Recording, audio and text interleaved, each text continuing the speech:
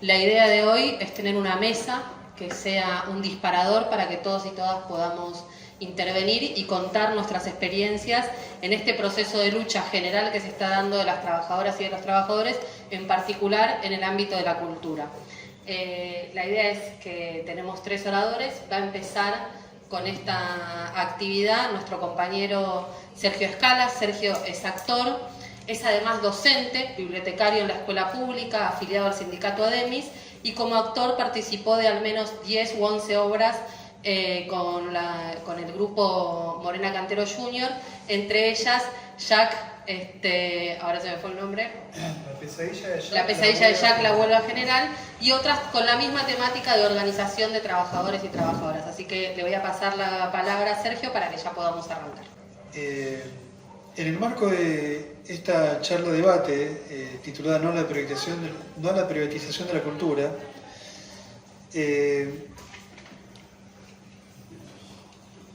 de destacar en primer lugar el carácter del ataque feroz a los organismos del arte y la cultura que llevó adelante y está llevando adelante el gobierno nacional, y esto se ve puntualmente en lo que fue el proyecto de ley, y luego lo que se discutió en el Congreso, en el Parlamento, con respecto a las decenas y cientos de páginas que tiene esta ley ómnibus.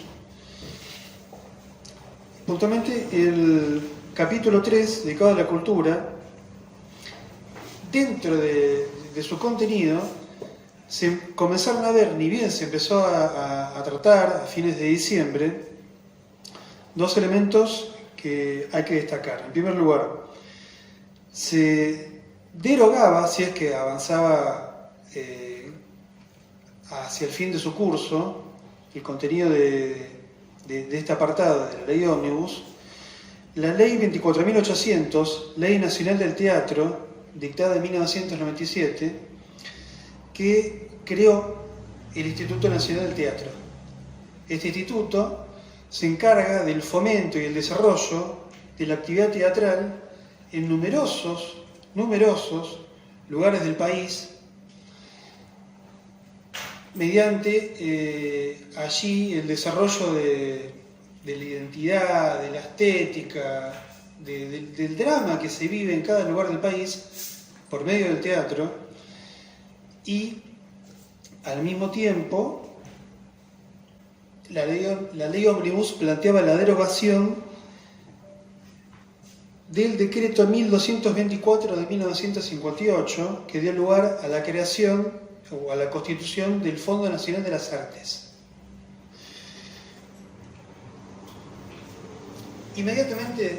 Inmediatamente ocurrido esto, se dieron numerosas y muy importantes movilizaciones, asambleas, cacerolazos, las realizaciones del Cacerolazo Nacional Cultural y una innumerable cantidad de iniciativas que por medio de la organización y la lucha lograron ganar en la pulseada momentáneamente la batalla que se diera marcha atrás con esta disolución de estos organismos.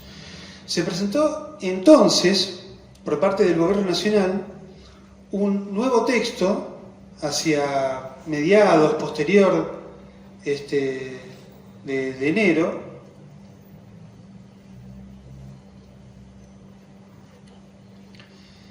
y lo que ocurrió con este nuevo contenido fue que se consiguió que no se derogaran el Fondo Nacional de las Artes y el Instituto Nacional del Teatro, y lo que pasaba a dictar este contenido nuevo, incorporado a la ley ómnibus en aquel momento, fue que al Instituto Nacional del Teatro lo iba a absorber la Secretaría de Cultura, incorporando sus funciones por medio de una cantidad de superposiciones supuestas en las funciones y demás, y que no se desfinanciara, se había conseguido también, y por el otro carril, que el Fondo Nacional de las Artes pase a funcionar con un directorio ad honorem y un límite de gastos del 20% de sus ingresos, cosa que también vale mencionar que pasaba a ocurrir con la CONAVIP. Esto del límite de los gastos que son salarios, son mantenimiento de edificios y patrimonio histórico, divulgación de muestras artísticas de muy diversa índole, a eso le llamaban gasto. Y al mismo tiempo pasaba a reducirse el directorio del Fondo Nacional de las Artes de 12 a 4 vocales nombrados por el Ejecutivo, y esta limitación de los gastos administrativos y que se dedicara el resto a los préstamos, a subsidios y demás, en desmedro de los salarios y el sector artístico y cultural, como decía hace un momento. Entonces, esta pérdida de la autarquía y de una reducción de su estructura fue lo que pasaba a tener como objetivo este nuevo texto en el contenido de la ley Ómnibus. Y a su vez también vale destacar esto, que a través de la rosca parlamentaria que caracterizó a lo que sucedió en esos días, ese nuevo texto traía como carta bajo la manga, para que esto pudiera suceder así, el avance con el cierre de la Defensoría del Público de Servicios de Comunicación Audiovisual y del FOMECA, que es el Fondo de Fomento Concursable para Medios, ambos pertenecientes a la ANECOM. O sea, se iba a traducir en despidos en esas áreas.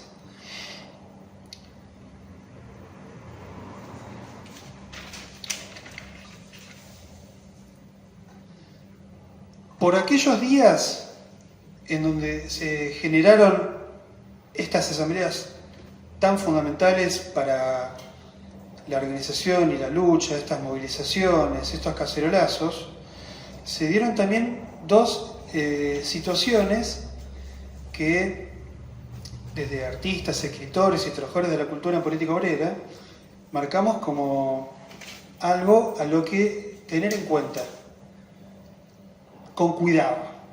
Y me refiero a, por un lado, en el tratamiento en aquel momento de la ley Ómnibus, las expectativas en lo que pudiera producirse en el Parlamento, desde la oposición, favorable a que se pudiera defender la cultura. Y las expectativas en el paro del 24 de enero, que llevó adelante la burocracia sindical de la CGT, y que tanto este desvío de la lucha hacia los vericuetos parlamentaristas y de lo que sucedió después en el Parlamento con las negociaciones, con todo esto que sucedió, como una vía muerta, como un callejón sin salida con respecto a un norte marcado de nuestra corriente, que debiera encararse hacia la construcción del camino hacia la huelga general. Hoy estamos con lo que acaba de suceder hace unos días, que es la victoria de las movilizaciones en las calles, en Plaza de Mayo y en diversos lugares, que logró que se diera marcha atrás, que se retirara la ley Ómnibus. Hoy, por ahora, estamos en esa situación, que marca un terreno ventajoso, por el momento, para la cultura también al mismo tiempo, dado que la ley Ómnibus llevaba tras de sí esos objetivos que enumeré desde mi lugar en cuanto al teatro. Hoy, por ahora, estamos en esa situación. lo cual considero que marca cierto parentesco con la victoria parcial que se dio en su momento, que llevó a que no se cierren el INT y el FNA, entre otras cosas para destacar desde mi lugar, y paso ahora a darle su lugar a los demás. Muchas gracias, Sergio. Bueno, antes de presentar al próximo orador, quiero agradecer, y para los que no están acá, que sepan que estamos en un centro de la memoria, que es bastante difícil estar sentado y ver las caras de quienes aquí fueron torturados, por lo menos desde donde yo estoy sentada, y que me parece que hacer una actividad de estas características acá tiene el doble valor de recordar la memoria, pero también de demostrar que la lucha y la vigencia por nuestros derechos está súper presente y que, bueno, que estamos de pie en este momento para hacer eso. Ahora le voy a ceder la palabra a Marcos Cabezas. Marcos Cabezas es músico, percusionista, compositor, es también integrante de la banda sinfónica y profesor de las orquestas infantiles de la Ciudad de Buenos Aires. Ha sido delegado de ATE y de UTE y candidato en el Sindicato de Músicos del SADEM. Tiene una trayectoria de lucha en defensa de los derechos de las músicas y de los músicos, así que su palabra no solo es en condición de artista, sino en su trayectoria desde ese lugar. Bueno, para agregar un poco al rosario de evidencia de que estamos ante un gobierno de carácter empresarial, antiobrero, y en materia de cultura, cuando uno va a ver que el secretario de Cultura es un empresario teatral, Ciferi es un empresario teatral del teatro comercial, y está al frente de la cartera de Cultura, y cuando uno ve que el Grupo América desembarca en los medios públicos, estamos ante, digamos, poniendo lo público en manos del sector privado para su usufructo. Y antes de venir a esta charla me puse entonces un poco a pensar de dónde viene todo esto, y bueno, me hice un corte en el 2008, que es un poco el momento donde yo salgo un poco a la escena de participar en estas luchas, digamos, por las reivindicaciones en tanto músico trabajador que en mi medio de vida. Entonces, bueno, en 2008 se vota por ley en la legislatura porteña, con la concurrencia de todos los sectores, no solo el PRO, también el sector kirchnerista, la coalición cívica, hay un plantel que vota el ente autárquico Teatro Colón. El ente autárquico, esta autarquía suena como un canto a la libertad, pero bueno, en realidad lo que busca esa autarquía es el autofinanciamiento o la búsqueda de recursos de ese mismo teatro. Y cuando uno repasa esa ley, entre las formas de financiamiento de esa ley, está por ejemplo el alquiler de la sala teatral. Y entonces acá empezamos a ver un poco lo mismo que estamos viendo ahora, lo que me llamaba a ponerme en alerta, ¿no? Uno dice, sí, Feli, pero ¿cómo? Viene a hacer obras con Pepito Cibrián y ahora va a dirigir cultura. En cualquier momento tenemos a Pepito Cibrián con todo derecho, digamos, pero no como un negocio personal, digamos, en el CCK, por ejemplo. Entonces, ¿qué pasa? Esta ley de autarquía la impulsa un legislador en ese momento que se llamaba Avelino Tamargo. Bueno, Avelino Tamargo consigue esta ley con mucha rosca también, modificando la composición del directorio del Teatro Colón para que, digamos, cada espacio político coloque un alfil, y se aprueba esta ley. El tema es que Avelino Tamargo participa de Sinergia SRL, que es una productora que también está integrada por el grupo Phoenix Entertainment Group, me cuesta mucho decir eso, y otro montón de productoras privadas, hasta Disney ha presentado trabajos en el Teatro Colón.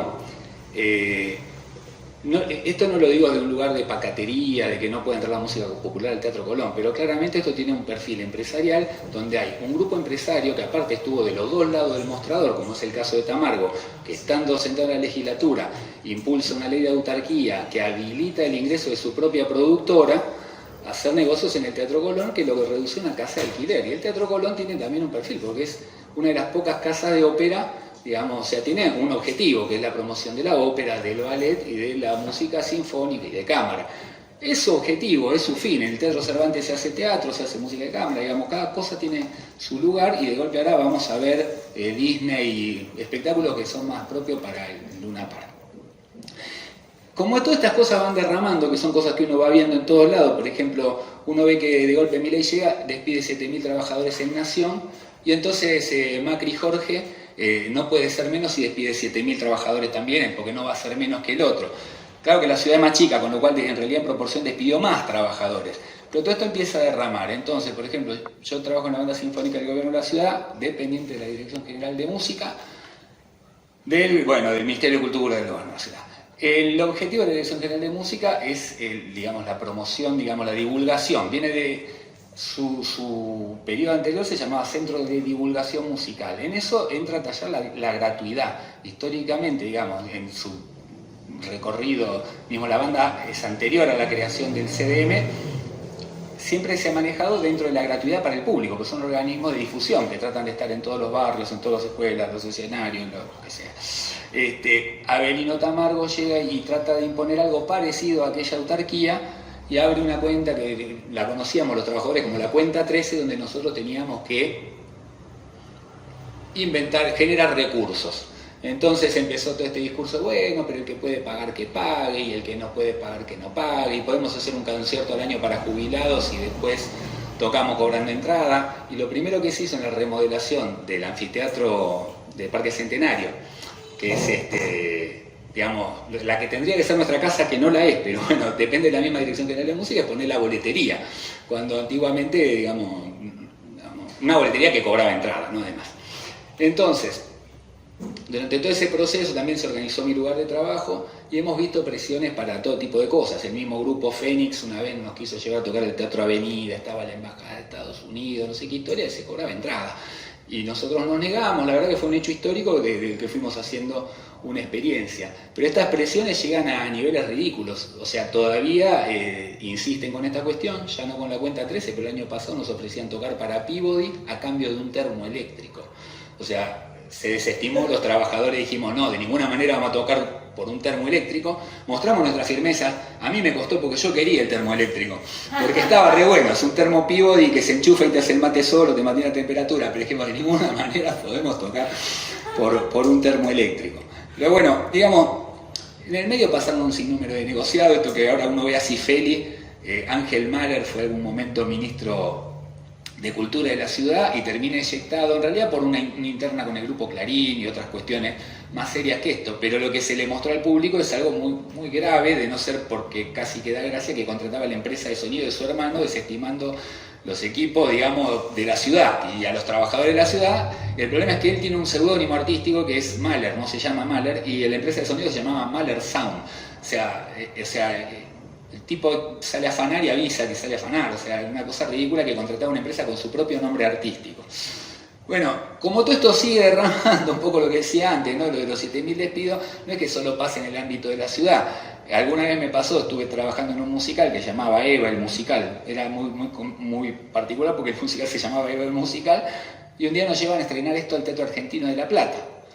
Yo decía, qué raro el Teatro Argentino de La Plata. Cuando llego al Teatro Argentino de La Plata había una manifestación de los trabajadores del Teatro Argentino de La Plata, lo cual generó toda una crisis en el Teatro de los Trabajadores, porque para poder hacer eso, que también era de otra productora privada, habían levantado toda la programación del Teatro Argentino de La Plata, que es un teatro de ópera, bueno, lo mismo que decía, o sea, todo esto es eso, el ámbito de la cosa pública puesta al servicio de empresarios, y dejando de lado, digamos, a los trabajadores de planta de la ciudad, ¿no? Y un poco hablando también de todas estas reformas, estas leyes, bueno, la reforma laboral, que ya se viene insistiendo hace varias gestiones con la reforma laboral, digamos, estaba incluido un capítulo en el DNU, ese capítulo, bueno, todos sabemos que tiene un freno en la justicia, ahora quieren volver a la carga con la reforma laboral, por una nueva ley de reforma laboral. Y un poco, el compañero recién contaba, ¿no?, todas las movidas que los artistas, los trabajadores de la cultura las batallas que estuvimos dando. Y una cosa que a mí me llamaba mucho la atención, y lo coloco acá, digamos, es una cosa que pienso yo, y me hacía ruido, que traigo acá, es que estaba el eje puesto sobre todo en estas cuestiones de los institutos, el Instituto Nacional del Teatro, el Instituto Nacional de la Música, Fondo Nacional, Y era como que la reforma laboral nos pasaba de costado. Y yo decía, pero qué loco que no podamos denunciar también con toda la letra la reforma laboral, siendo que el sector de la cultura es uno de los más precarizados, digamos. Y pensando en la precarización laboral también, lo primero que me viene a la cabeza siempre es que el primer precarizador es el Estado. O sea, yo trabajo en el ámbito estatal y tengo casi la mitad de mis compañeros no están dentro de la planta, ocupan cargos de planta, pero tienen un contrato basura y ganan casi la mitad. Y esto se reproduce no solo en ciudad, se reproduce en todos los niveles del Estado, ¿no? Hablando de cuando dije despido, me olvidé de nombrar también como que también se van invitando entre municipios, que sé yo, en algún momento disolvieron la orquesta de Canal 7, después disolvieron la de José Cepaz, y después disolvieron ahora están disolviendo la orquesta de Pilar. O sea, se parece que los municipios dicen, él cerró la orquesta, yo también la cierro. Es como una cosa que por eso me parece que es súper importante la solidaridad entre trabajadores, porque a esto, donde toquen un compañero, tenemos que salir todos a ponerle un freno al ataque con la máxima solidaridad. Bueno, nada, esto de la precarización laboral, bueno, los trabajadores de la cultura, los artistas, como les querramos llamar, lo vemos permanentemente. Y incluso el avance sobre nuestros derechos. Yo he ido a trabajar a teatros oficiales donde lo primero que me pone delante es un papel, un poco medio traicioneramente porque estás por subir al escenario y te dicen firma acá y es la cesión de derechos de imagen.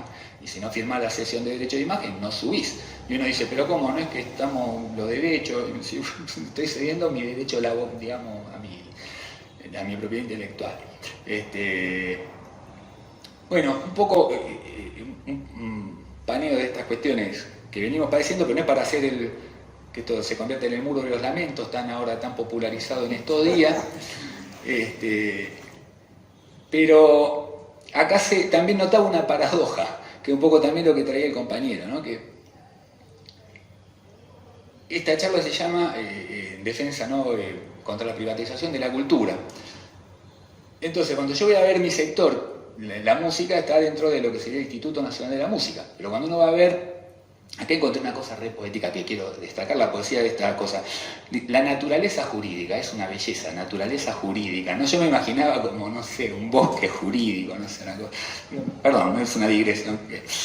Pero la naturaleza jurídica del INAMU es que es un ente público no estatal. O sea, es un organismo que no es estatal.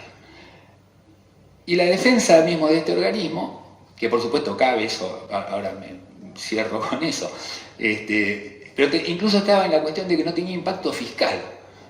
Y yo me dije, pero qué loco que no tenga impacto. Yo al revés quiero que tenga impacto fiscal, ¿no? Porque quiero más presupuesto para cultura. O sea, y si hay un instituto, quiero que tenga también más presupuesto, que no dependa de la multa que le aplica el CONFEA, ¿no? De la ley de radiodifusión y toda una cuestión muy complicada, que tenga su presupuesto que se pueda abordar. Y también, nada, me quedé pensando todas las cosas que siempre pensé de Dinamo, como que desde dónde eso lo defendía, también este ángulo democrático, de que las autoridades no van como a caballo de los cambios de gobierno, pero en realidad las decide el Ejecutivo. Está bien, van medio corridas, pero igual es una cosa que decide el Poder Ejecutivo, y que los músicos no votamos. Y cuando te hablan de la Asamblea Confederal que aprueba los Memoria y Balance, en realidad participan los secretarios de Cultura, ministros de Cultura, de las intendencias, de las provincias. Está bien, uno puede decir es democrático porque alguien votó a ese gobernador que puso ese ministro a dedo y está decidiendo por todo, pero en tanto los músicos, no es que los músicos, por ejemplo, de Santa Fe toman una posición, deciden las autoridades y en tanto eso tienen un representante. Entonces a mí me pasó de estar sentado viendo por Zoom una asamblea y de golpe veía a mi jefe, que es un jefe que tuve en la Dirección General de Música, que la verdad que fue uno de los jefes más antiobreros del mundo, y el tipo estaba sentado ahí opinando de todo alegremente y todo muy cordialmente. Y yo decía, pero ese es el señor que quería que toque por un termo pivo. No era ese, fue otro, pero no importa. Pero esto igual quiere decir que no hay que defender al instituto. No, por supuesto que hay que defenderlo. Lo que estoy diciendo es que, ¿por qué? Porque este ataque al instituto no se da en la nada, digamos, se da en el marco de un golpe enorme a los trabajadores y a las trabajadoras, porque es parte de un plan de gobierno que quiere humillar a la clase obrera para poder desenvolver una política que nada tiene que ver con los intereses de los trabajadores. Por eso cabe, por supuesto, la defensa del instituto. Pero como ya que costó tanto armar estas tremendas asambleas, siempre me parece que lo que nos va a quedar pendiente es que no se desarmen esas asambleas, porque lo que resuelvan en esa cueva que está acá en Entre Ríos y Rivadavia, que más allá de lo que pase, tenemos que seguir todos unidos tratando de discutir una salida política de los trabajadores y en tanto artistas también poder salir a luchar por organizar nuestros reclamos y salir por nuestras reivindicaciones. Bueno, algo así quería decir. Muchas gracias, Marcos. Bueno, ahora para cerrar la mesa, pero para abrir el debate entre todas nosotras y nosotros, le vamos a dar la palabra a Eugenia Cabral. Eugenia Cabral es escritora, es dramaturga, es asesora literaria, colaborando en teatros. Es además fundadora de la CEA en Córdoba, hasta hace algunos años atrás fue parte de la dirección de la CEA, o sea, también una escritora que no solo se encuentra como una poeta, que no solo se encuentra como alguien dedicada a la literatura y a la intelectual, sino a la organización de las trabajadoras y de los trabajadores del arte, que es como este eslabón que muchas veces nos falta entre lo que es la cultura y la percepción de la cultura y nuestro rol en ese lugar. Así que le voy a dar la palabra a Eugenia. Muchas gracias. Y primero que nada voy a empezar agradeciendo a Virrey Ceballos habernos cedido este espacio para poder hacer esta convocatoria. Bueno, debatimos primero cuál debía ser el título de esta convocatoria y acordamos en que fuera contra la privatización de la cultura, porque digamos que ahí está centrado en la privatización un eje de la política de este gobierno. Lo que quería decirles es que en esta agrupación o esta corriente, por ahora nada más, tomamos a los artistas, escritores, desde un punto de vista de su doble cualidad. Una de esas cualidades es la de ser trabajadores de la cultura, pero el otro punto de vista es el de la libertad creativa. Y a mí me gustaría tocar ambos puntos. Empezando por el de trabajadores de la cultura, hay algo que siempre tenemos que tener en cuenta en cuanto a trabajadores, que es esta condición que tenemos de eternamente contratados. Casi somos trabajadores temporeros, salvo en los casos como es Marcos acá, o en cierta forma Balu también, que está trabajando en programas del Estado. El único que tiene un salario fijo, digamos, el que depende del Estado.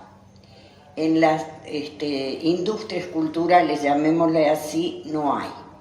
El problema es que justamente al ser trabajadores y encima esta condición temporaria nuestra, habría que decirle a este gobierno que nosotros también tenemos necesidad y urgencia, porque parece que la necesidad y urgencia solamente venía para un lado.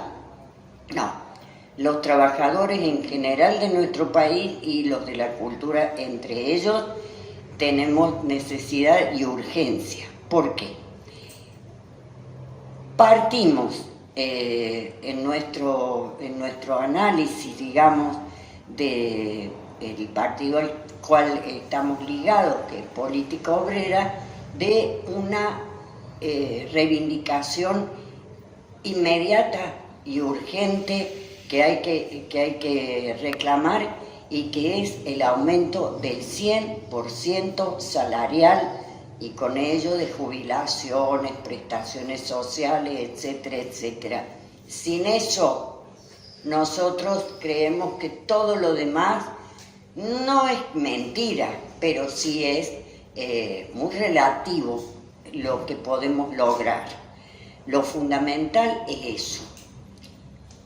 Y vamos a un caso concreto, por ejemplo, como trabajadores de la literatura. Miren, la Unión de Escritoras y Escritores, que es una especie de sindicato en formación, viene sacándose un tiempo un tarifario de tareas para los escritores. ¿Saben en cuánto establecen? En cuanto está establecido para ese caso el salario mínimo vital y móvil, todavía en 156.000 pesos. Por lo tanto, las tarifas a cobrar por un escritor, por ejemplo, en las tareas más comunes como es la corrección ortotipográfica, o sea, de ortografía y la forma en que se escriben las palabras, la tipografía necesaria, les cuento. Esto está establecido a partir de que ese era el salario a diciembre del 23 y considerando el ajuste y la inflación de enero del 24. Por lo tanto, por ejemplo, 1000 espacios, 1000 caracteres con espacios, que viene a ser media paginita de Word a lo sumo, digamos una media página, el escritor que haga esa corrección, incluido el estilo, por esa media página cobraría 1.530 pesos. Es decir, que una página completa llegaría apenas a 3.100 pesos. Normalmente las cosas que se piden no tienen menos de 5 páginas. 5 páginas si una persona es muy rápida para hacer corrección de estilo, no solo ortotipográfica, la puede hacer en 6 horas, 7 horas. Saquen la cuenta, 5 páginas son alrededor de 1 horita y algo por cada una, es decir, una jornada laboral. Esa jornada laboral en total sería de 15.500 pesos para una de las tareas más altamente especializadas que existen en la industria cultural. ¿Por qué? Porque estamos partiendo del salario mínimo vital y móvil de 156.000 pesos. El otro tema con el que nos encontramos como trabajadores, los escritores, es de esto que se les había ocurrido, de las más graves voy a hablar, ¿no? Que es el precio de venta uniforme para los libros, quitar eso. ¿Qué significa eso? Eso significa que como lo que se le paga al escritor es el 10% del precio de tapa, siempre y cuando la editorial incluso no diga que va a ser menos, porque los españoles se fueron encargando de bajar ese porcentaje, a veces hasta el 7%, y los criterios de las editoriales españolas son las que dan la nota para el resto, sobre todo para la Argentina.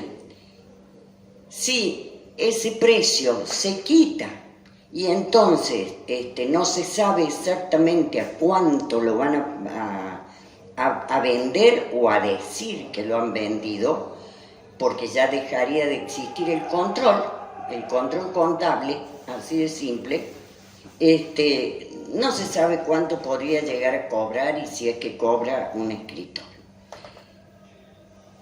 El otro tema es la defensa de la Comisión Nacional de Bibliotecas Populares, el Fondo Nacional de las Artes y el Instituto Nacional del Teatro. ¿Por qué nos interesan, digamos, desde el punto de vista sectorial, esos tres, ante todo? No es porque estemos en contra de los músicos, para nada, ni de otros artistas. Esto nos atañe directamente. La Comisión Nacional de Bibliotecas Populares, además de dar ayudas a las bibliotecas para mantenerse abiertas, les dan unos subsidios por los cuales podían hacer compras anualmente en la Feria del Libro de una serie de editoriales con el 40% de descuento más el dinero puesto por la CONAVIR para renovar el fondo de lectura de las bibliotecas populares y que no sean solo libritos viejos.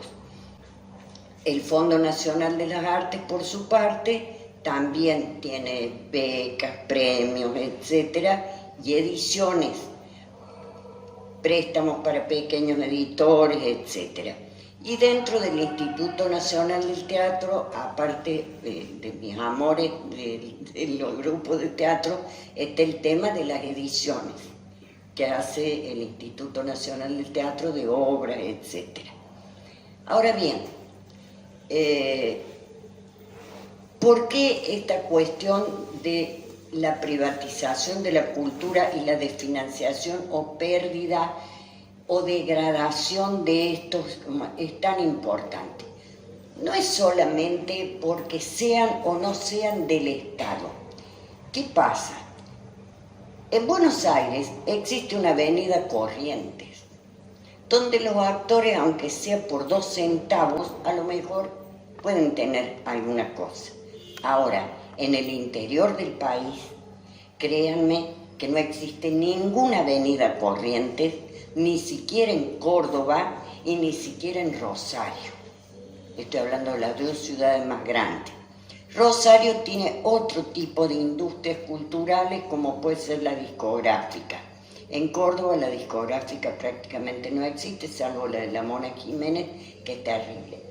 Es terrible porque es un robo a mano armada de los propios músicos. Y la revista Rolling Stone lo sacó una nota sobre eso. Al no existir ni editoriales, grandes editoriales me refiero, ni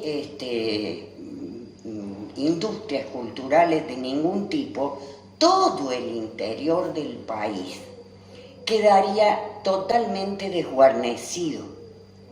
Y a su vez, los mismos artistas y escritores de Buenos Aires, al hecho de no tener nada que fije cuál puede ser el salario o el cuánto hay que pagarle por contrato a un escritor, a un músico, etcétera, etcétera, porque el Estado está marcando cuánto le pagó a un músico así o asá, entonces quedamos a la buena de Dios. Eso, por un lado, desde el punto de vista de los, digamos, de los aspectos salariales, que por supuesto esto hay que hablarlo con no son sindicatos, son asociaciones de escritores. Por lo menos los músicos y los actores tienen verdaderos sindicatos, los escritores no los tenemos. Pero hay otro aspecto, que es el que les decía, que en este momento está al rojo vivo para los escritores y artistas, y es el tema de la libertad creativa y de la expresión política. Por empezar, la privatización, las industrias culturales, como se les llaman, son enemigas, lisa y llanamente, de la libertad, ni de creación ni de expresión política. ¿Por qué? Porque las industrias privadas les interesa lo que a ellos les conviene.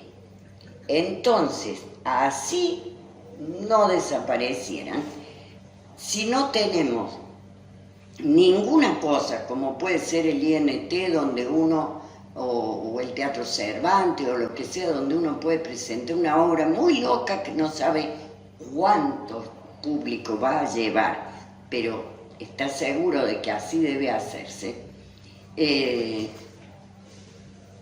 quedaríamos exclusivamente a la idea de que el dueño de la discográfica o el monopolio editorial o lo que se dice, se escribe sobre esto.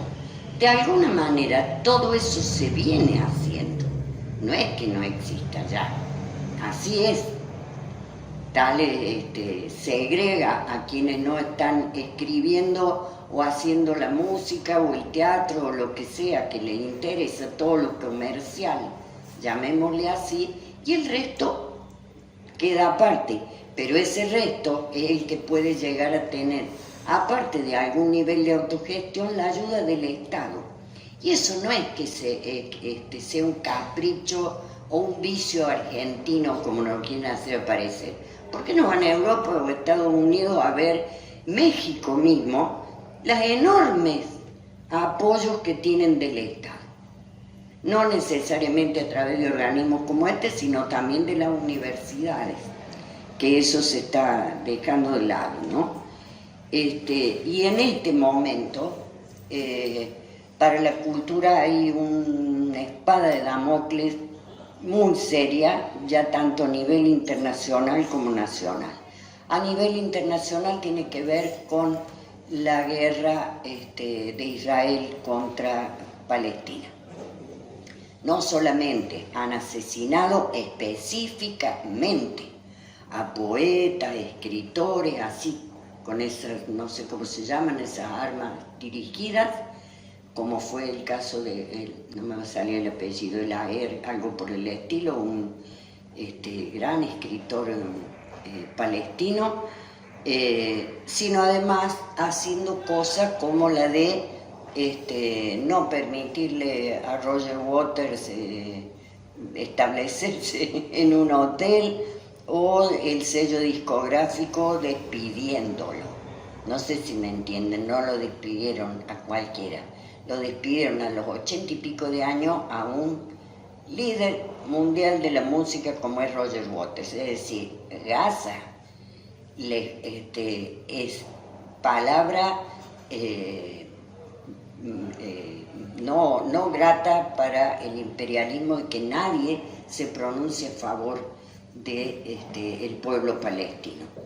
Y ahora nos damos con que en la Argentina, justamente con un presidente que ha ido a dar su apoyo a Israel, no debe ser tan casual la fiestita esa que se ha hecho en la casa del represor Jorge Olivera, que está con, como está enfermito, está con prisión domiciliaria, a la que asistió Cecilia Pando, y que fue animada por un triste personaje de la música argentina que ha sido Palito Ortega. Yo creo que en eso tendrían los músicos y todos los escritores y todos los artistas que hacer un repudio realmente de que tan desvergonzadamente cualquier artista vaya a dar su apoyo, nada menos que a tipos que están presos y probados por la justicia los crímenes que han hecho. Bueno, esto es lo que queríamos decirles, y ustedes preguntarán o lo que fuera. Gracias por estar.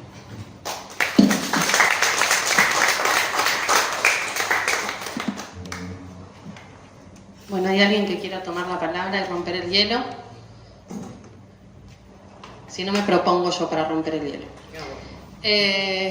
Bueno, yo tuve el honor de presentar la mesa. Mi nombre es Valentina, soy la secretaria general adjunta de la Junta Interna del ex Ministerio de Cultura de la Nación, de ATCTA. Nosotros tenemos bajo nuestras alas todos los organismos que los compañeros mencionaron: el Fondo Nacional de las Artes, la CONAVIP, el Instituto Nacional del Teatro, el INAMU. Tenemos 182 despedidos, de los cuales estamos levantando cerca de 100 a través de algo que nos exigieron, que es un criterio de criticidad. Yo no conocía la palabra hasta que llegó esta gestión. Significa que tenemos que demostrar que esos compañeros son fundamentales para el funcionamiento de los programas del Estado. Y tenemos en puerta al 31 de diciembre una amenaza de otra tanda de despidos que dijo recientemente Adorni que se iban a dar el 31 de marzo, no de diciembre, la caída de otra cantidad de contratos, y la realidad es que ninguno de nosotros ha firmado contratos a la fecha. Con lo cual estamos en un estado de amenaza permanente de ser despedidos, y esto es algo que atraviesa todo el Estado Nacional. Nosotros hacemos una diferencia mínima en la manera en la que nos referimos entre los trabajadores de la cultura y los trabajadores de cultura. Nosotros somos trabajadores estatales, pero muchas veces los trabajadores estatales somos, como en el caso de dos de los compañeros que integran la mesa, trabajadores de la cultura también. Músicos, los músicos que van a las cárceles a dar los talleres, los jurados de cada una de las disciplinas para cada una de las becas, los trabajadores de los talleres que recorren todo el país.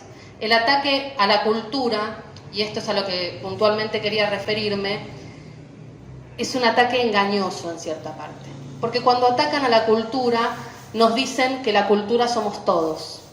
Y cuando la cultura somos todos, se borra la línea de la clase que hay entre uno y otro lado de los trabajadores de la cultura. Entonces todos repetimos y reproducimos el video de Adrián Suar diciendo que está en contra del avasallamiento del Instituto Nacional del Teatro o del INCA, pero cuando estamos reproduciendo eso, tal vez nos olvidamos que es un productor que tiene trabajadores monotributistas en negro, que despide sin indemnización y que lo que hace es llenar las arcas de sus empresas con los trabajadores de la cultura. Cuando la cultura somos todos, la cultura deja de tener un sentido de clase. Y esto se vio muy fuerte en la pandemia, cuando nos tocó a los compañeros del Fondo Nacional de las Artes y a mi área estar evaluando a veces hasta las 4 o 5 de la mañana si los compañeros les correspondía o no les correspondía cobrar el IFE, que era una suma de 15.000 pesos, que fue 3 cuotas en algunos casos, pero que en principio eran solo de 15.000. Y recaía sobre nosotros tener que decidir si esa persona era o no era un trabajador de la cultura, era o no era un artista. Y cuando los requisitos que nos ponían para poder hacerlos era que hubiera fotos que pudieran demostrar, y de repente nos llegaba un escrito de un artesano del Chaco Profundo que no tenía un celular con cámara digital, que no podía cargar la fotografía de su artesanía y que entonces se quedaba fuera de la IFE porque no podía dar con el marco requerido. Y esto no era esta gestión, esto era la otra gestión. Entonces, el avasallamiento de nuestras condiciones de trabajo, el extensísimo, ustedes imagínense, somos en el área, lo que llamamos el administrativo, o sea, no contando orquestas, coros y ballets, no contando el Teatro Cervantes y los técnicos, somos 3.100 trabajadores, de los cuales 390 somos de planta. Todos los demás son trabajadores precarizados sin derecho a indemnización. Hay un hilo que nos conecta profundamente con los trabajadores de la cultura y nos separa profundamente con los productores, con la gente de las industrias culturales, aunque después tengamos que preparar el MICA y sentarnos a ver cómo ofrecemos y cómo vendemos el MICA en Latinoamérica y en otros países, o cómo construimos ferias de libros internacionales con escritores que no van a tener jubilación si no han llegado a escribir 5 libros, por ejemplo. Entonces, nuestra unidad o ese hilo conductor entre los trabajadores de cultura y los trabajadores de la cultura tiene que romper todo tipo de barreras. Y la primera barrera que tiene que romper es la idea de que en la cultura somos todos. La cultura también tiene clases sociales, la cultura también tiene explotados y explotadores, y la cultura también tiene burocracias y tiene sindicatos. Porque cuando se hicieron las manifestaciones de los que apoyan la cultura, desde el Fondo Nacional de las Artes hasta el INT, a 24 o 36 horas de conocido el protocolo de Bullrich, se hizo cortando las calles, la avenida Santa Fe, la avenida Callao. Pero cuando nuestro sindicato, del cual yo soy parte, llama a los trabajadores a luchar contra los despidos, lo hacemos sobre las veredas. ATE no corta las calles para luchar en contra de los despidos, pero los que se conmueven con el cierre del Fondo Nacional de las Artes cortan las calles para defender el organismo. Entonces, la cultura no somos todos, y eso es lo que yo quería decir tal vez acá. La cultura somos muchos y somos muchas, y hay que defender los organismos del Estado culturales, y hay que transformarlos, y hay que llenarlos de vida, y hay que sacárselos a aquellos que se los apropian. Voy a hacer un paréntesis chiquitito. Ustedes saben que uno de los rumores de la hazaña con el Fondo Nacional de las Artes es lo mal que se fue la mujer de Stroessner cuando era presidenta ahí, en los malos términos. Los trabajadores y las trabajadoras decían, es una venganza personal lo que están haciendo. Muchas veces uno siente que es una venganza personal. Ahora, en ese organismo, en gestiones anteriores, han despedido compañeras y compañeros, han vigilado qué hacían en sus computadoras y han obligado a gente a cumplir jornadas extensas de trabajo por salarios que están por debajo de la línea de indigencia. Nuestro promedio salarial de muchísimos de nuestros compañeros, ahora que nos recortaron las horas extras, es de 260.000 pesos por mes por una jornada de 40 horas semanal. Entonces, la cultura no somos todos, no es lo mismo un trabajador del Ministerio de Cultura o un trabajador independiente del arte, un artista, que un productor. No es lo mismo por más que el productor sea independiente, no es lo mismo. Y nosotros tenemos que defender ese carácter y tenemos que denunciar que esta reforma laboral, que a nosotros nos deja con recortes salariales, que está tratando de privatizar las empresas del Estado y de vaciar las empresas del Estado para que no haya una comunicación federal, porque los primeros que son golpeados cuando esto pasa son los, así como conté con lo de la IFE, son los trabajadores y las trabajadoras del interior del país, porque acá es mucho más difícil salir del ámbito de lo que se puede producir. Al mismo tiempo tenemos que reforzar esa idea de que no es que estamos defendiendo la cultura en abstracto, estamos defendiendo el acceso a la cultura, estamos defendiendo la libertad de producción cultural, estamos defendiendo que no nos tengan trabajando en negro, estamos defendiendo que no vengan a apropiarse de la cultura los que se benefician de algunos de los programas del Estado casi de manera sistemática, porque es mucho más difícil para un documentalista acceder a un documentalista del interior, acceder a ciertos programas que otorga el Estado que los empresarios de esas disciplinas. Sin embargo, cuando adentro de los organismos estatales estamos los trabajadores y las trabajadoras defendiendo el derecho al acceso a la cultura, podemos decir que un artesano chaqueño tiene el mismo derecho a recibir la IFE, aunque no pueda sacar la foto de su artesanía, porque en el relato de lo que cuenta, nosotros como trabajadores entendemos que trabaja un tipo de árbol que solo existe en su región, que lo trabaja con las herramientas que él dice que lo trabaja y que tenemos confianza plena de que lo que hace es una artesanía y que no está teniendo plata para poder comer y merece la IFE. Y firmamos cada uno de esos otorgamientos de beca a consta y bajo la posibilidad de ser represaliados como trabajadores de cultura. Pero hablábamos entre nosotros a las 3, 4 de la mañana y decíamos, yo a este se la voy a otorgar porque yo le creo. Y creo que es mucho más loable y necesario que lo tenga que aquel que tiene un smartphone y puede sacar una fotografía de su obra, porque es evidente que en el interior no están en igualdad de condiciones. Entonces, un Estado federal no es una estructura vacía, un Estado federal compuesto por trabajadores y trabajadoras que defienden el derecho de los trabajadores y las trabajadoras, los propios y los ajenos, claramente es hacia donde tenemos que apuntar. No es el Estado que tenemos en este país hace muchísimos años, pero igual estamos ahí poniendo el granito de arena para tratar de que salga para adelante. Bueno, saludo a todos, mucho gusto, y la verdad que valoro un montón este encuentro, aunque no seamos tanto. Yo te venía con una idea que me parecía que iba a reventar, pero me parece que caractericé mal. Yo la primera vez particularmente que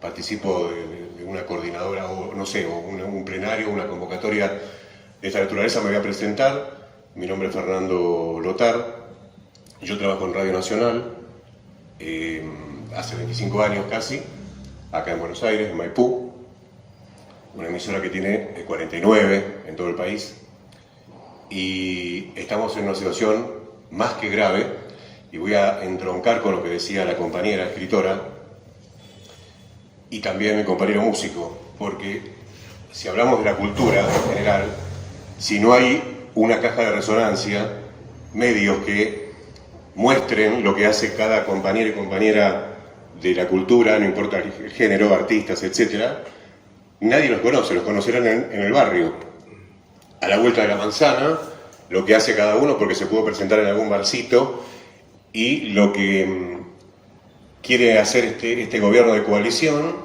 es cepillar, es borrar absolutamente todo, ir al siglo XIX y arreglártela como puedas.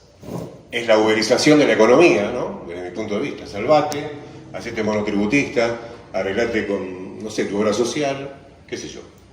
Nosotros en la radio venimos con un gremio de hace ya muchos años, clasista, combativo, había un compañero ahí del Partido Obrero, él dejó de militar antes del raje de la expulsión del Partido Obrero de muchos compañeros, que hoy es política obrera. Voy a hacer un paréntesis. Yo venía pensando algo y se lo dejo como inquietud para debate, ¿no? A mí lo que me preocupa, a mí en particular, yo no vengo en nombre de nadie, yo participo de ATRANA, que es el gremio Asociación Trabajadores de Radio Nacional. Yo no vengo en nombre de ATRANA, yo vengo en motu proprio, ¿no? Está bien dicho, compañía escritora, ¿no? No de motu proprio, motu proprio. Exactamente. Vengo en mi nombre, nada más, y porque lo conozco a Ariel así, no lo conocía en persona, porque tengo el honor y el orgullo de haber participado en la campaña electoral de política obrera, de poner la voz en la campaña.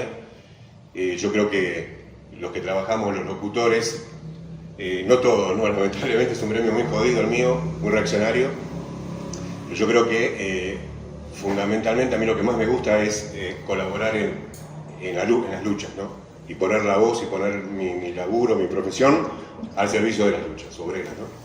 Fundamentalmente. Después, bueno, para comer tengo que grabar para Shell, para Action, no sé, para un banco. Tengo mis límites igual, ¿eh? Si me llama un facho, no grabo. Directamente no grabo. Y en función de esto, y también lo asocio con lo que decía de Roger Waters, ¿no? La película, me vino a la mente la película de Wall. Y es para verla muchas veces y para hacer un debate. Yo me acuerdo que militaba en el MAS, allá por los 80, y habíamos hecho un debate con la película. Habíamos invitado compañeros, porque la verdad que es para mucho debate. Y es lo que pretenden hacer desde hace mucho tiempo, no con Milei solamente, hace mucho tiempo, que es el disciplinamiento, es reventarnos la cabeza, quemarnos la cabeza, para que, bueno, entremos en la lógica de la meritocracia, todo lo que ya sabemos, ¿no? Para no aburrir y darle la palabra a otro compañero. Lo que les quiero contar para que sepan de primera mano es que Radio Nacional, como todas las empresas públicas, Telam y Canal 7, pueden desaparecer, como dice la canción de los dinosaurios, ¿no? En el barrio tus amigos pueden desaparecer, los medios pueden desaparecer directamente. Ahora hay una intervención. Cuando llega una intervención a un lugar ya sabemos para qué, ¿no? De hecho ya hay compañeros contratados que el 1 de enero no trabajan más. La mayoría de los trabajadores de la radio están en negro. Antes éramos planta la mayoría, ahora la mayoría están en negro. La mayoría de las emisoras del país ya, como no se pagan más extras, en los feriados cierran y conectan con Buenos Aires. Nada más. Cuando tendrían que tener programación propia. La función fundamental ahora en los incendios del Parque Nacional de los Alerces de Radio Nacional es clave. Los compañeros ahí están haciendo un trabajo monumental para llevar a la población información fidedigna, información fehaciente, no desde los medios privados que tergiversan, manipulan, dicen que los mapuches son los que queman, y como siempre, esas campañas nefastas, fascistas. Y bueno, ya no va a pasar eso si no logramos revertirlo desde la lucha. En Radio Nacional, y ya para ir cerrando, hay una intersindical que se formó hace poquito, integrada por nosotros, ATRANA, y también está ATE, está CIPREVA, es decir, tenemos la SAL, ATRAC, de los operadores, lamentablemente son gremios de la burocracia sindical. Y eso es una lucha tremenda que tenemos desde hace millones de años, porque en los 90 con Menem, esos gremios entregaron compañeros, echaron muchos compañeros de todo el Estado, con la ley de emergencia administrativa firmada por Menem, y hoy esos compañeros no están. Y ahora va a pasar algo mucho peor, que es la desaparición de los medios públicos directamente. Entonces, en función de lo que decía acá la compañera Valentina, ¿no? Valentina. Claro, lo que decías vos recién, ¿dónde vamos a laburar y dónde vamos a mostrar lo que hace cada compañero? Además, les quiero decir, nos acaban de congelar el salario. O sea, estamos en una situación más que espantosa. Hay compañeros que no pueden alquilar vivienda. Por ejemplo, ya el alquiler ahora de una vivienda es el tercio o algo, no, mayor del tercio del salario nuestro, de la radio, ¿no? En una categoría, porque hay varias categorías. Pero bueno, para no aburrir, realmente estamos en una situación muy jodida, muy grave. Participamos el otro día en Plaza Congreso de una convocatoria de la cultura, no sé si ustedes estuvieron. Sí. Yo no fui porque no sabíamos qué era eso. fueron compañeros de mi gremio, dirigentes de mi gremio, y lo que me preocupa, para sí cerrar de verdad, es la inserción de política obrera en la fábrica, si hay delegado. A mí me preocupa eso, ¿no? Porque yo coincido con el programa que levanta Política Obrera. A mí me llega todo el tiempo por WhatsApp las notas, yo leo permanentemente, me comunico con Ariel, hasta debatimos inclusive algunas cuestiones, pero me preocupa eso, sí. Me parece que faltaría, ¿no?, más inserción dentro del movimiento obrero. Me parece a mí, claro, la burocracia sigue dirigiendo, es un desastre, pero me parece que faltaría, lo dejo como debate igual, me parece a mí, para poder avanzar en las luchas, ¿no?, para poder hasta dirigir, ¿no? Yo entiendo la situación, entiendo lo que sufrió Política Obrera, los compañeros que fueron expulsados, ¿no? Así que bueno, desde mi lugar, yo voy a hacer todo lo posible, estoy haciendo todo lo posible dentro de mi gremio. Yo soy un compañero de base ahí en la radio, no tengo ningún puesto, no soy delegado, no soy nada, pero bueno, todo lo que yo pueda hacer para colaborar, para transmitir, retransmitir como correa de transmisión, de hecho lo hago porque la verdad que los compañeros de dirigentes de mi gremio son muy piolas, son antiburocráticos, independientes, cumplen con el protocolo de la lucha obrera, lo que puede prescribir un médico, ¿no? Son antiburocráticos, independientes, son luchadores, clasistas, y eso se construyó. Lo que pasa es que luchamos contra un monstruo, que es la tremenda burocracia sindical de adentro de la radio. Hay gremios que no tienen nada que ver con la radio, vienen del viejo correo argentino, donde hoy está el Centro Cultural Kirchner, ahí nació Radio Nacional, que no sé si en el 8º piso, no me acuerdo, y bueno, venimos arrastrando esa porquería. Así que saludo este encuentro y a disposición también para lo que yo pueda hacer para unirnos yo no sé si esto es un embrión de algo. Es de algo, ¿no? Que es un embrión puede ser una agrupación el día de mañana, quién sabe, no sé. Bueno, por ahora esto y muchas gracias por dejarme participar. Por favor. Me parece que el compañero Lothar, retuve tu apellido, pero... Lothar, sí, Fernando Lothar, gracias. Fernando. Apuntó hacia algo fundamental en la cuestión de los trabajadores del Estado, de la cultura, etcétera, que es cómo nos organizamos. Ha sido excelente la respuesta del sector de la cultura en todo el país a estas imposiciones del DNU y la ley ómnibus. Creo que fue el día 27, por ahí me olvido la fecha, hubo 70 puntos en el país con manifestaciones de cultura. Eso significaban los pueblos. Yo he visto de Córdoba, que conozco los lugares increíbles donde la gente salía con una banderita a la plaza. Bueno, eso de alguna manera marca un camino, pero por ahora estamos muy al comienzo del camino. La propuesta nuestra es, sí, en eso reconocemos que ha sido fantástico todo lo que hizo, que es la autoconvocatoria. ¿Por qué? Por esto que decía Fernando recién. Si vamos a estar esperando la convocatoria de los sindicatos, las asociaciones, etcétera, etcétera, demos esto por terminado. El tema de la autoconvocatoria, por los medios que se puedan, por los que tengamos. Imagínense si empiezan a cerrar los medios públicos. Va a costar muchísimo mandarle una gacetilla a una radio. Bueno, intentaremos por el WhatsApp, por lo que sea, pero lo que estamos seguros es que empezamos por la autoconvocatoria. La otra es el tema de las asambleas. Nosotros nos convocamos a una asamblea esta vez directamente, porque digamos que no teníamos todavía ni el número, pero esa sería la idea. Y esas asambleas tienen que ir a su vez coordinándose regionalmente por por sectores, etcétera, etcétera. ¿Por qué?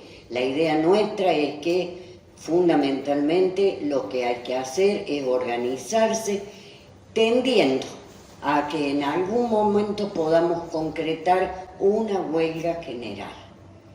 Esto que el otro día de algunas partes se escuchaba, está bárbaro, vamos al Congreso, gritémosle en la cara, qué sé yo, pero con un paro de 12 horas, donde los grandes sindicatos del país, como la UOM, el ESMATA, etcétera, etcétera, prácticamente no participaron, y donde incluso ni el transporte público estaba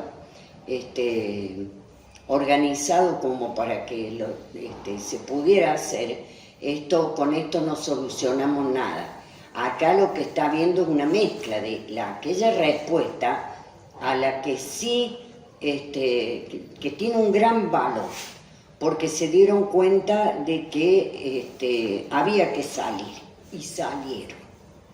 Eso es fantástico, pero, es decir, por más protocolo, por más que la Burris uno dice, pero lo tiene Santiago Maldonado en su espalda, no es cualquiera, además lo que acaba de autorizar el uso de armas es terrorífico lo que autorizaron, ¿no? Prácticamente la policía va a poder matar a cualquiera en cualquier momento. Pero lo que nosotros tenemos que pensar es en eso. Va a ser arduo, no creemos que las cosas vayan a salir así de hoy para mañana, justamente porque tenemos en contra no solamente el partido de Milei, tenemos en contra una serie de partidos que no están precisamente dispuestos a cambiar la situación de los trabajadores, porque los salarios bajos no son ninguna novedad. Una burocracia sindical de las grandes que directamente han pasado a ser patronal, porque tienen sus propias empresas. Entonces lo que tenemos que tener, nos guste o no nos guste, es mucha paciencia, empezar a autoconvocarnos y empezar a ver en qué podemos organizar, en qué sector nos toca, ya sea de la cultura, del barrio, de donde sea, además de esto que decimos, tratar de influir en los grandes sindicatos, los grandes, mejor dicho, los trabajadores industriales de las grandes industrias, ver cómo hacemos. Ahora, los artistas y escritores sabemos tener a veces una posibilidad que otra gente no tiene. A lo mejor no se puede entrar a una fábrica a volantear, por decirlo sencillamente, pero sí un artista en el barrio armando algo, alguna asamblea de lo que sea, puede entrar a conversar con los trabajadores, no necesariamente dentro de la fábrica. Esto lo digo porque las condiciones de trabajo, de militancia nuestra van a ser difíciles. Lo ideal es poder intervenir directamente, pero también desde la cultura a lo mejor podemos producir acercamientos a los trabajadores que podrían ser interesantes, ¿no?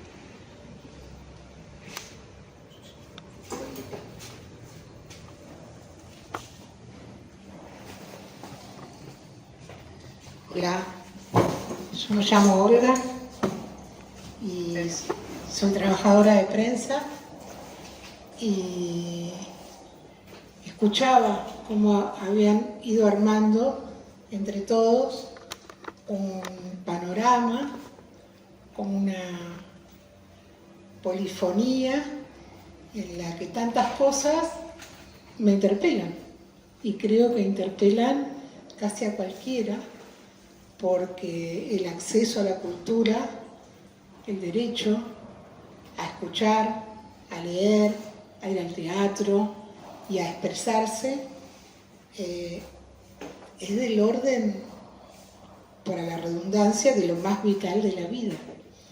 Es lo que nos consolida como seres humanos, como humanas. El acceso a los museos, a la lectoescritura, todo eso no se produce en un momento en que este régimen social está en un momento de expansión y que necesita que sus trabajadores sean capaces de trabajar con las exigencias de una industria cada vez más sofisticada. La propuesta de este régimen social hoy es la barbarie. En toda la línea es la barbarie. Y tomo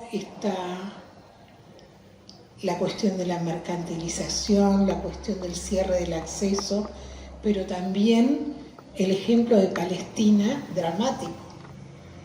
Porque en Palestina asesinan a los poetas, a los escritores, a los músicos, a los enfermeros, a los médicos, a los periodistas y a 30.000 personas, con especial énfasis en niños y en mujeres.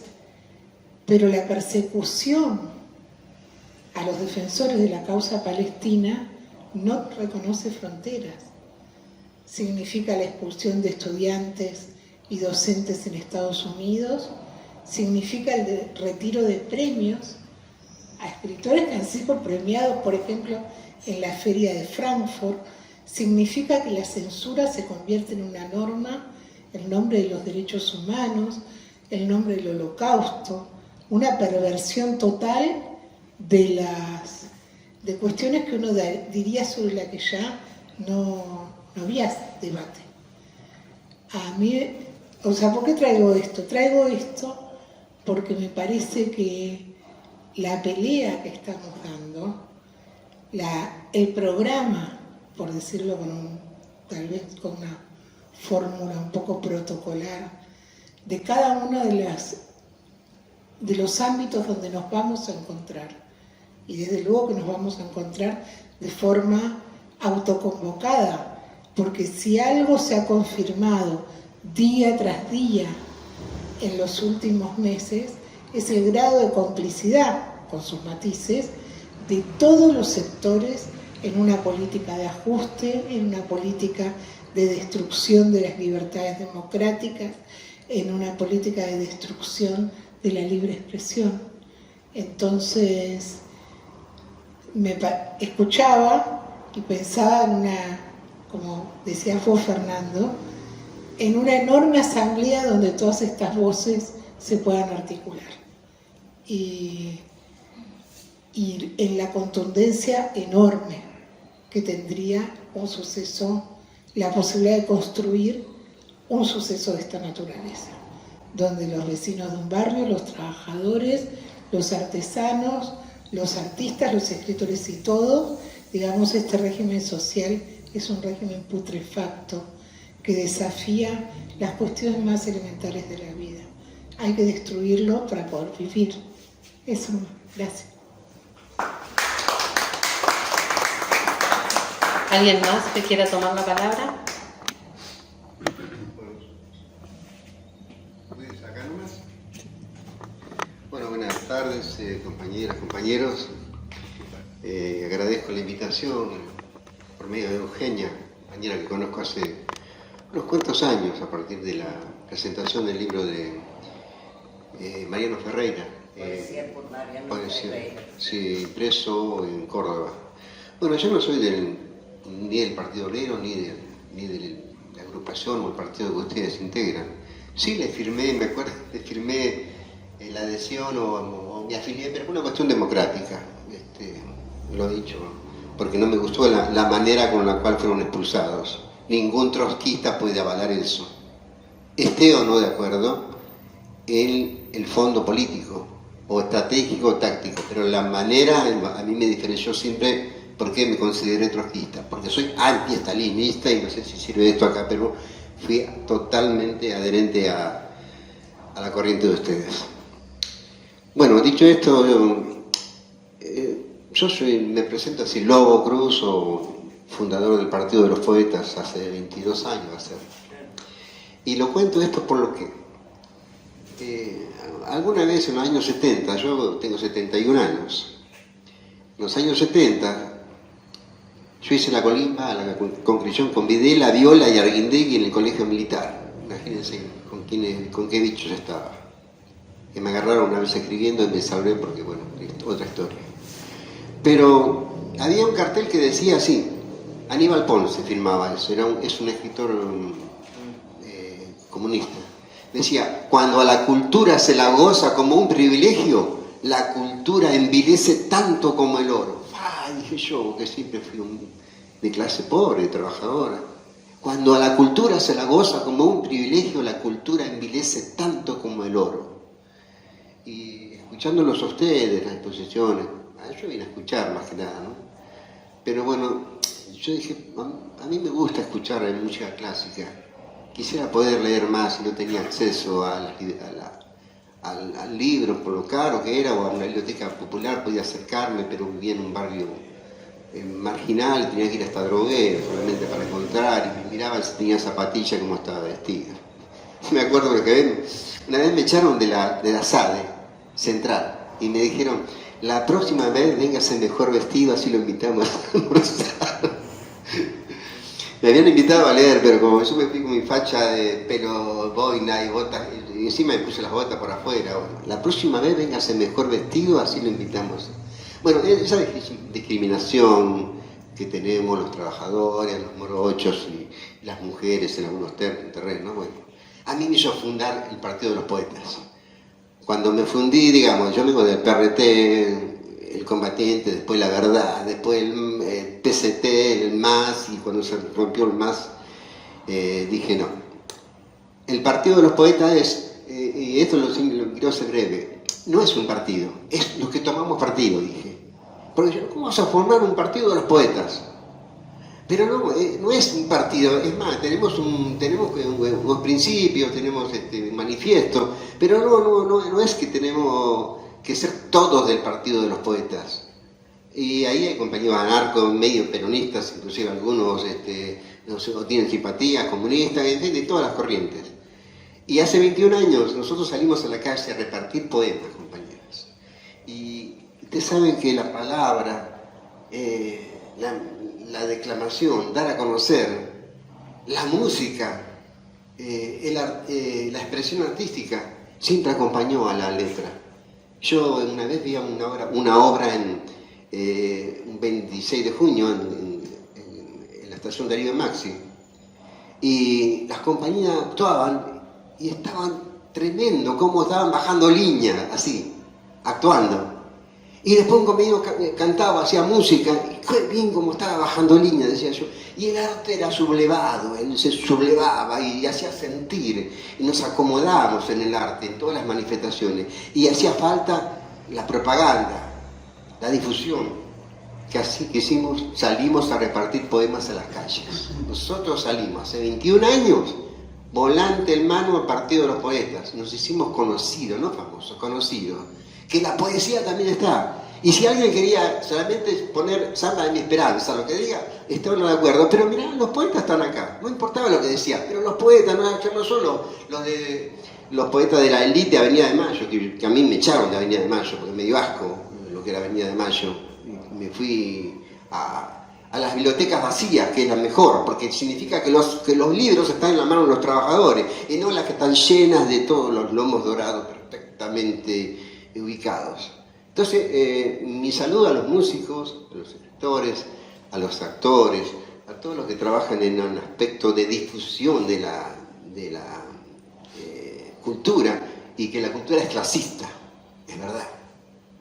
Ustedes no saben, tengo mi hija que bailan folclore, malambo, boleadora, algunas han estado en Malevo, tengo una hija en China, mi nieto vino ayer de España. Los miserables, los explotadores, que son muchos. En la danza es más explotada que la música. Si a ustedes les dan una moneda alta, el bailarín sube a Cosquín y con eso le dan el premio, pero subió a Cosquín. Moneditas apenas para el viaje se autofinancian ellos. Lo más explotado para mí, dentro de todos, yo sé que los actores también con el bolo es muy poco lo que les dan, pero no saben lo que son la danza. y lo que puede expresar la danza. Porque ustedes no saben las expresiones nuevas que están atacando en manifestaciones artísticas en Cosquín, que han sido aborrecidos. Danza entre dos varones, hace 2 años ganaron después de intento como 7 veces, bueno, ha sido muy discriminado. De hecho, bueno, Cafrune presentó a la negra y por poco creo que lo echaba. Bueno, dicho esto, de lo que vine a escuchar y a proponer, a sugerir, que toda expresión artística, que todo apoyo a la cultura, nosotros no fuimos a la primera convocatoria, porque hasta yo estaba un poco indignado. Hace 21 años nadie está en la calle, salvo muy pocos contados, el colectivo de poetas. Nosotros estamos 21 años, nos cagamos a palo un montón de veces y llevamos la poesía y los demás te entregan la tarjeta de poeta. Aborrecido eso. Yo no es que maldigo a la poesía que no toma partido, como dijo Celaya, pero me alejo como de la peste, de la poesía, del arte por el arte. Me agrada, me inclino a la poesía que toma partido. Entonces, qué lindo decir acá, bueno, que surge algo, que esta iniciativa, yo no integro las pilas de ustedes, así, pero sí integro las pilas de ustedes en el terreno del reclamo, de la lucha, del objetivo estratégico final, que es la emancipación de la mujer, del hombre, la destrucción del capitalismo y toda la mierda que hace que destruyan todas las culturas. Entonces, bueno, soy un aliado de ustedes en ese aspecto. Y sí, para terminar, el arte en la calle. El arte en la calle manifiesta, molesta, duele. Hacer actuaciones, repartir poemas, ojalá, cualquiera, que no sea el partido de poetas, que sea el partido, no sé, o no, las poesías en la calle, los músicos en las calles. Yo voy y toco la guitarra en la puerta de fábrica. Hacen un festival, por ejemplo, no sé, 1000 personas, y todos quieren cantar, está bien, cantar. Al otro día me voy a la puerta de fábrica, pero ahí bajo línea, ¿entienden? Yo soy honesto, yo bajo línea en mis canciones. No me pidan un registro alto ni que toque perfectamente la guitarra. Le meto la armónica, guitarra y bajo línea y trato de escuchar y mamar de ahí. Y lo mismo los actores, los escritores. Ese es el mensaje que vengo a decirles, pero después a acompañarlos en toda la iniciativa. Así que nada más. Los felicito, compañeros y compañeras.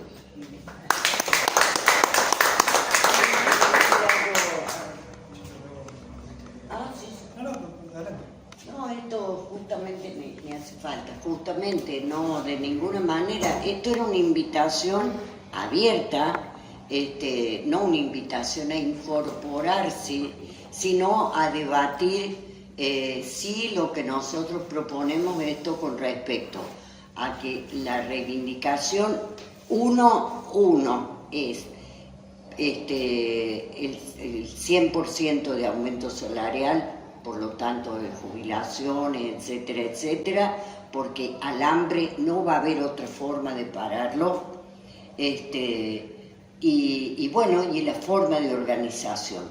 Cada uno verá cómo puede llevar adelante el hecho de ir organizándonos, pero entre la miseria y la represión que prometen, aparte de la que ya han dado, más nos vale que nos vayamos organizando todos.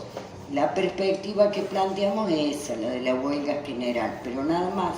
Sí, no, este no era un acto partidario, era una convocatoria desde un grupo que sí nos identificamos claramente, porque eso de decir, ay, somos fulanito y tal, pero en realidad pertenecen a un partido, no.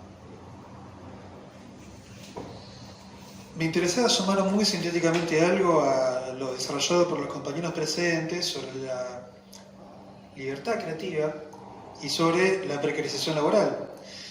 Y es lo siguiente, voy a hacer algunas alusiones casi que textuales sobre Ante el fin del teatro independiente, que es un texto que a mediados del año pasado publicamos con Morena Cantero Juniors.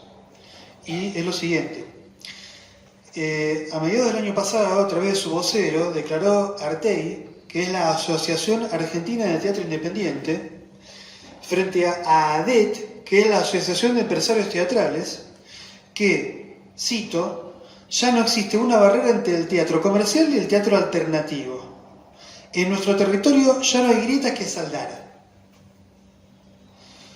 como si no hubiera diferencias entre quienes ganan dinero con el teatro y quienes hacen teatro sin ganar dinero. Sobre esta afirmación, sobre esta declaración, las salas que eran independientes, ¿pasarían a pagar salarios o cachetas a artistas en cooperativas? ¿Avanzaría la precarización siendo que salas comerciales dejen de pagar salarios, pasando a contratar, entre comillas, mediante forma de cooperativa a sus artistas? Esta afirmación a la que aludí impulsa a actrices y actores para reclamar y precarizar por su trabajo y carencias de salario. Para la patronal del teatro, el teatro independiente es solo un semillero para el teatro comercial. Eso es a lo que se llegó en la actualidad con el teatro independiente, que perdió el carácter por el cual dio origen. Sin discusión, sin debate entre los artistas en torno al tema, la independencia del teatro radica en que su producción se origina desde la creación de la obra por sus artistas y el espacio que eligen para que suceda como tal. El teatro no son las paredes que soportan al edificio del teatro. Las asambleas, los plenarios, las reuniones, las movilizaciones, los métodos históricos que desarrollaron para conseguir conquistas que ahora parecen naturales. ¿Cuáles? El Instituto Nacional del Teatro, Proteatro, los institutos provinciales. Son estos los caminos para que surja una nueva dirección en los sindicatos, como se refería la compañera. Y acá termino con lo prácticamente textual, para que de este modo vayamos en camino a golpear fuertemente sobre algo que en la actualidad se está en los medios, en los pasillos del Congreso, haciendo alusión, que es la crisis de gobernabilidad. ¿Y esto qué es? Es el temor que tienen las patronales a una rebelión popular, a una insurrección, a un desarrollo en el camino de la huelga general. Eso son. Gracias. Bueno, si les parece podemos ir cerrando. Quiero proponer que nos demos otra fecha de reencuentro, donde podamos tal vez sumar más compañeras y compañeros y convertir entonces los encuentros en asambleas, en plenarios, que puedan resolver, porque bueno, una cuando es delegada tiene como ese, si no me voy con algo en la mano de que vamos a seguirla, me cuesta mucho irme. Entonces les quiero proponer que pensemos una nueva fecha, que tal vez quienes tienen los contactos podamos citar, pero que ya la trabajemos de manera más asamblearia, en el sentido de poder sumar a una colectividad de la cultura desde ese lugar. Y pasarle dos avisitos, porque no hay evento cultural si no hay un chivo de por medio. Uno es que tenemos una mesa con libros que fueron donados, que les invitamos a verlos. El dinero de esos libros va a servir para aportar a la campaña financiera de nuestra organización, a poder sostenernos, en particular a comprar equipos y poder llevar adelante más de estas actividades. En este caso no se está transmitiendo, pero sí se va a editar y se le va a pasar a nuestros compañeros y compañeras en el interior del país para tratar de replicar esta actividad. Está también ahí el periódico impreso de Política Obrera, que salió en el día de ayer, así que está como pan caliente. Y, ya que lo mencionó el compañero Lobo, hay fichas de afiliación porque, como ustedes saben, siempre la justicia electoral está golpeando a los partidos más chicos. Estamos con 300 fichas de afiliación abajo por perder nuestra legalidad, así que si solidariamente quieren ayudarnos con completando una ficha de afiliación, podemos arrimar también en eso. Así que ahí los tres avisos: libros, periódico y la que quiera la afiliación. Y bueno, y estemos atentos para poder hacer una asamblea de la cultura que sea una asamblea clasista y no policlasista, sino una asamblea que tenga bien claro el objetivo, partidarios de qué somos. Eso. Muchas gracias por haber venido.